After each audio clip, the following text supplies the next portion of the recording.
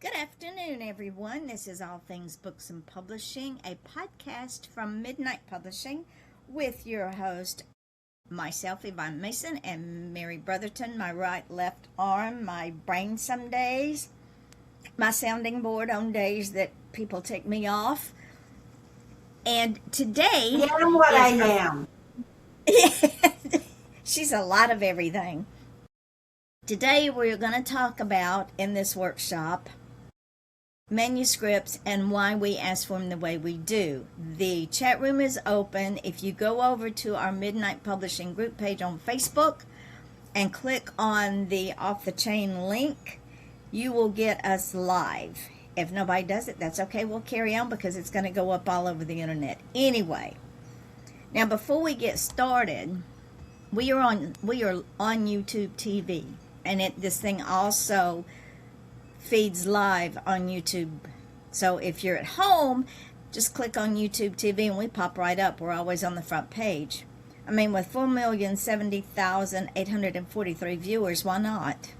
You know how close we are to 5 million viewers? Very close. And with 120 plus countries now, yeah, it won't take long to get to that. No, and we haven't even had the podcast website up a month yet.